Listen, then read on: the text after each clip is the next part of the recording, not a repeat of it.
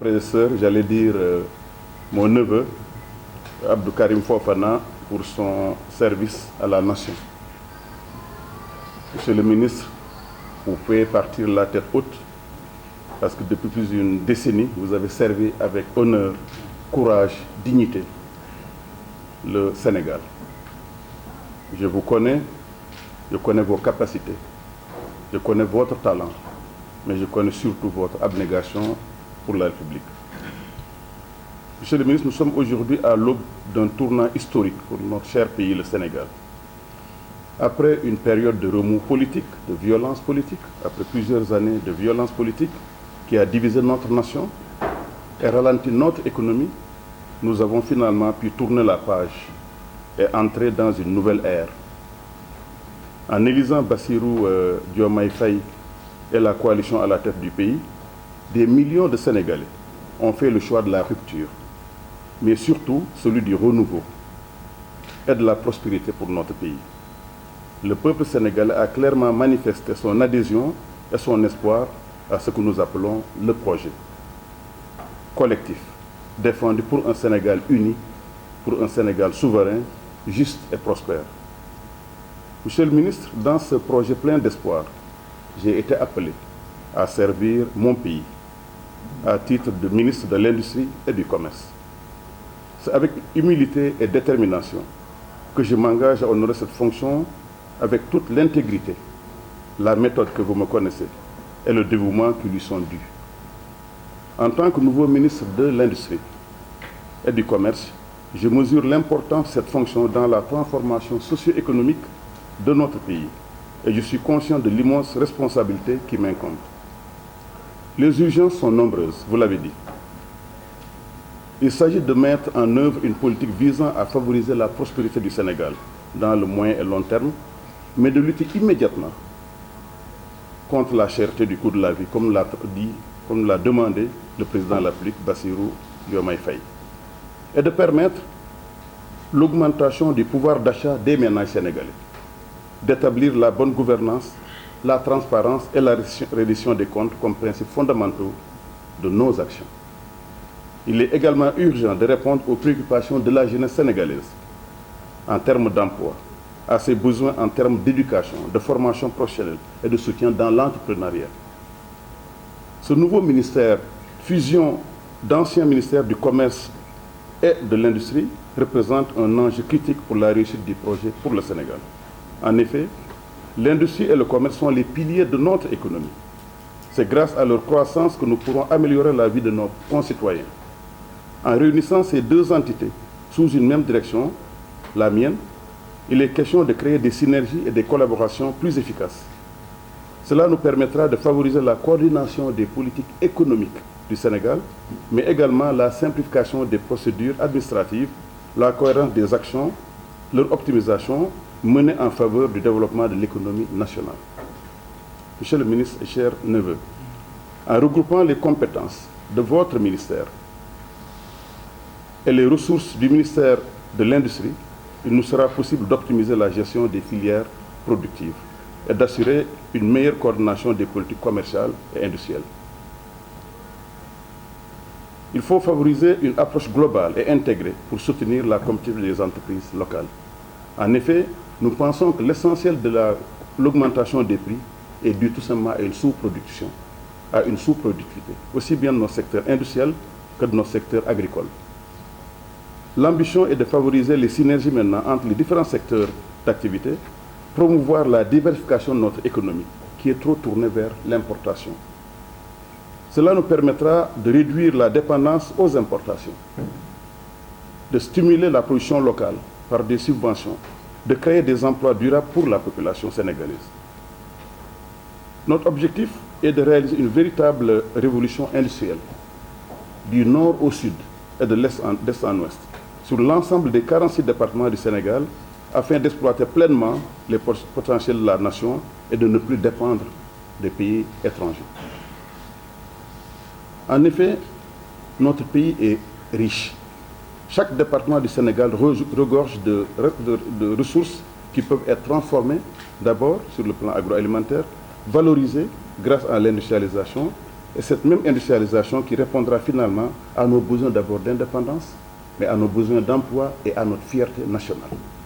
C'est dans ce cadre que notre plan d'action, comme on l'a discuté tout à l'heure, Monsieur le ministre, sera pour le développement d'abord de l'industrie sénégalaise. Nous adopterons une méthode de travail basée sur 4 principes à l'endroit de mes collaborateurs, DG et membres du cabinet. Le premier principe, c'est l'écoute. Il nous faudra dans un premier temps effectuer un état complet des lieux. Et c'est l'occasion de demander à tous les directeurs généraux, dès demain matin, de venir à une réunion qui sera convoquée de coordination pour justement comprendre d'abord ce que chacun fait en ce moment-là et conduire en tout cas des enquêtes internes, analyser les données, les avis et vos recommandations afin de mieux comprendre les défis auxquels est confronté le ministère. Cette démarche nous permettra d'obtenir les informations nécessaires, c'est la démarche diagnostique, pour prendre les décisions éclairées et mettre en place des actions efficaces avec vous, ensemble. En s'appuyant sur ces analyses, le nouveau ministère pourra mieux définir sa mission, améliorer ses performances et atteindre les objectifs fixés, garantissant une gestion efficace et pleine, en rapport avec le ministre des PME qui est à notre côté. L'autre grand principe, c'est la rigueur. Monsieur le ministre, vous l'avez dit, je viens d'un grand groupe qui s'appelle Nestlé, Suisse. La rigueur est un élément essentiel car elle garantit une exécution efficace de la mission et de la réalisation des objectifs fixés. En respectant strictement les processus et les procédures établis, les fonctionnaires pourront assurer une gestion transparente, équitable des activités. La rigueur nous permet également de maintenir la fiabilité des données et des informations, ce qui est crucial pour prendre des décisions éclairées et assurer la bonne marche des affaires du pays.